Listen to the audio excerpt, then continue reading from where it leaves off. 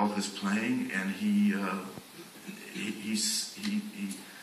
represents the talent that is on screen, and that when they came to work in their 70s, 80s, 90s, and 6 in the morning showing up, chilly weather at Hedster House in Buckinghamshire, and worked every day, long hours. It's a low budget movie, over 12 hours, and they'd still be coming to work if we were shooting. They brought with them such passion and such joy. That's what makes me emotional.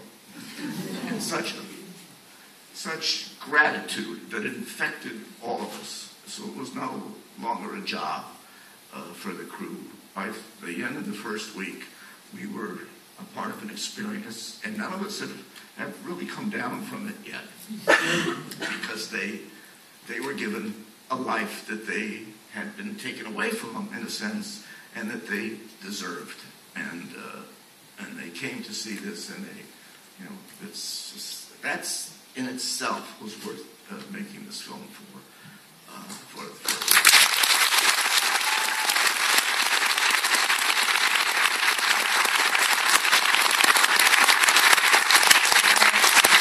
Question over by the stairs there, if I could take that, please. Thank you.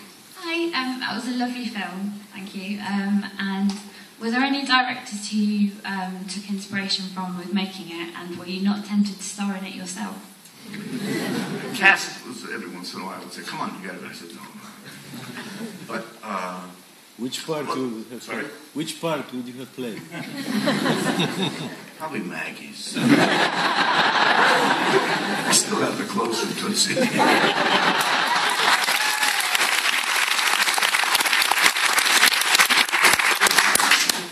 By the way, Maggie was shuttling back and forth, between this movie and Downton Abbey. I call it Downtown Alley. It's the urban version. And I don't, when she has her physical problems, she had to close her eyes a lot because of the bright lights. Hurt her. I think she had 2 eye operations after. She did have hip problems. She's better now. But and that's kind of an unsung thing that, I guess there's always a younger generation, and the younger generation is really not aware of how brave people are at a certain age, and how much they just, she never complained, keeps it to herself, and, every day was, in some way, it was a painful part of her body that she was bringing to work. In terms of directors, I guess Fellini, because I always loved him when I was in my 20s studying, because he tended to make background, foreground. And I said to Lucy Bevan, I said, I've never liked the term extras or background. I said, they should be 3-dimensional human beings that we hire that surround these actors, so that the actors are not musicians, they're not opera singers, so they have to, in a sense, become a part of the fabric of really what the movie is about. Because the movie, even though it's about them, meaning the age that we are, it's really about the surround, these people that we are really acknowledging. And I think that's why, the ending, it makes some kind of emotional sense, because that's what they've given us, is that. And I tried to have them have an emotional dimension in the making of the film, and that comes from Fellini. And, of course, there's been directors I've worked with, John Schlesinger, who loved improvisation, Barry Levinson with Rain Man. So we did have improvisation here as a part of Saran's script, because without it, these actors wouldn't have been able to give as much of themselves, autobiographically, as it were. Maggie said in that interview, in that London Times interview, she said, "I'm quitting. I can't do it anymore. I just don't have the stamina, the energy, because of what I'm going through." And the interviewer said, "But you have your future ahead of you." And she says, "Most of it's been." And when I read that, I said to Maggie, "Find a place to put that in the movie," and she did. And and it's the heart of her character. And in the church scene, Tom Courtney, when she says, why do we have to get old? And he says, that's what people do. That wasn't written. It came out of him, one take. I said, you have to be there, all of you guys. You have to be where these people are every moment. So that was his autobiographical moment, in a sense. Just as a parenthetical, he called me 2 weeks before we started shooting, and he sounded fragile. And I said, Tom, what's the matter? He said, well, I never worked with Maggie Smith before. And he says, well, what if she doesn't like me? Truth. And he brought that to the part. He actually brought that. I think by the end of the week, they were talking to each other on the phone every night. What did you say to him when he said that to you? What did you say to him to reassure him? I says, I'm in the same boat. I said, I'm scared shitless of it. She takes no prisoners. She's a brilliant, not just actress, but a brilliant, great human being. Because underneath all that, she's mush. She's sentimental. She's endearing. She's a lovely, lovely woman. She just doesn't want to leave until she has given every moment in every scene her best. And she gets recalcitrant if someone tries to stop her. She's not ready to leave. She doesn't leave.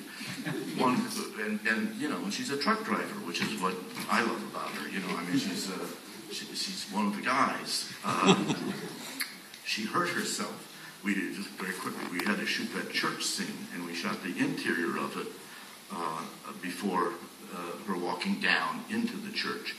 And she was waiting outside to be called to go to the interior. We're on a slant there, and she's using a cane in life. Her hip was bothering much more when we were than it does now. And I told production assistants, stay close to her because it's easy to slip. And he did for a few minutes. Then he got into a conversation with someone, and she took a fall backwards on a dolly, and she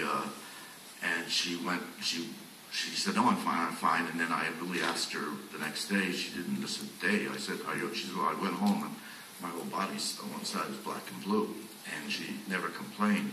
But when we came to do the scene after the interior, when she has to just walk down, she comes on the set that day, and we're standing there, the whole crew, and she comes in on a golf cart. And she gets out of the golf cart, and she says, I wish I could imitate her. She said, I'm going to walk down that hill once. I get to the bottom, the golf cart's just out of the shot. I'm getting in that golf cart, and I'm going home. Anyone that doesn't like it, you can all go take a flying fuck.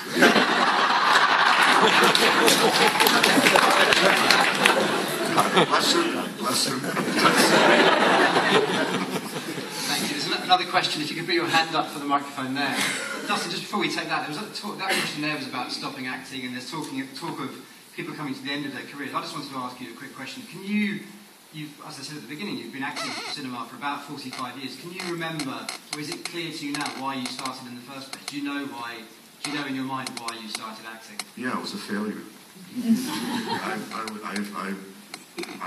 They had to sweep me out of school. I just failed every subject. My mind couldn't stay with anything. It was just daydreaming.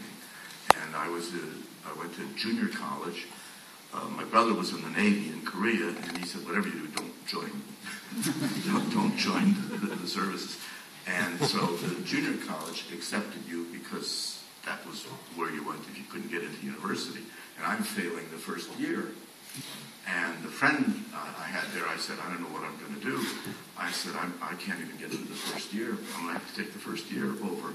And he said, well, why don't you take an acting class? And I said, I'm not interested in acting. He says, yeah, but it's 3 credits. And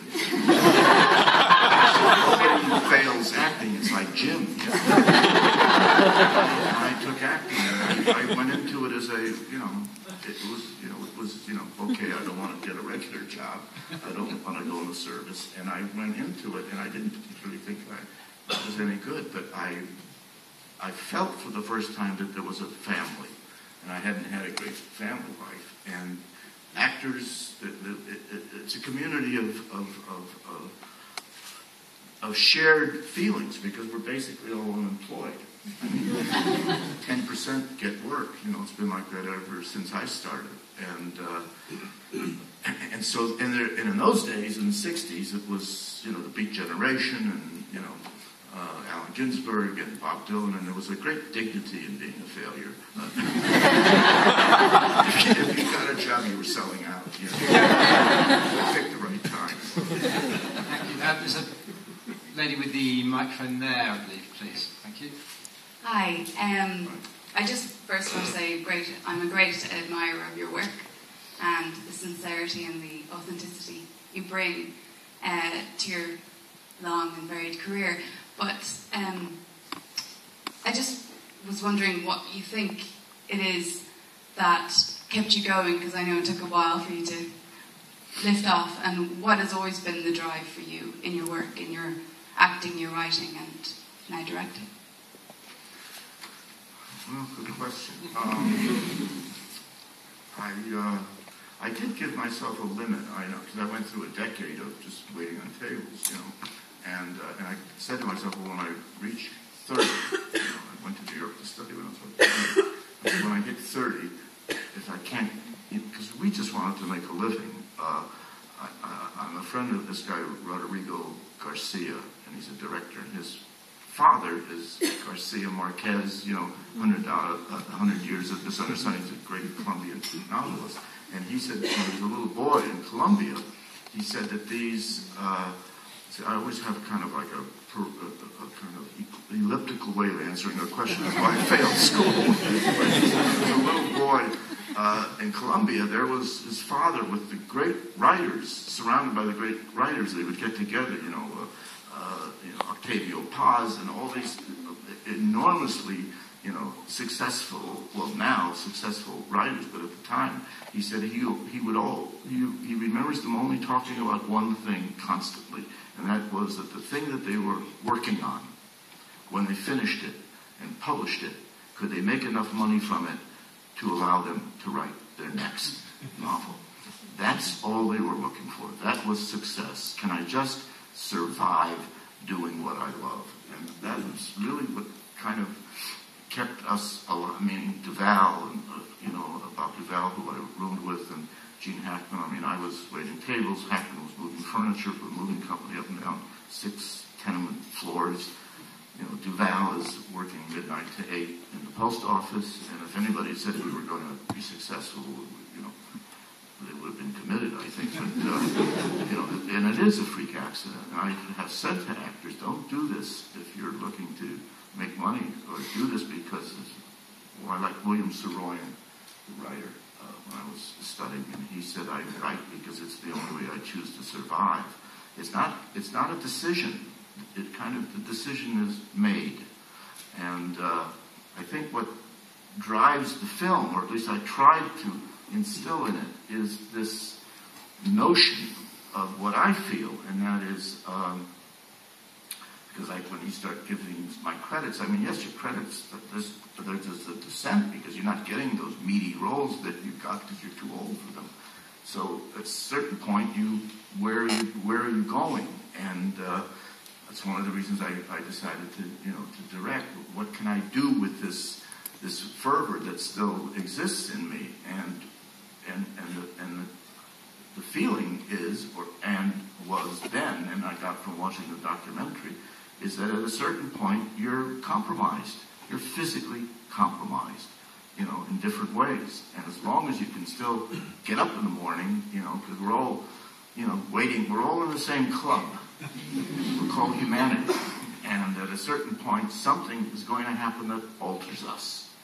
And when that happens, or until that happens, how can I still find something in order to fulfill what's going on in me? And I guess, for lack of a better word, it's your soul.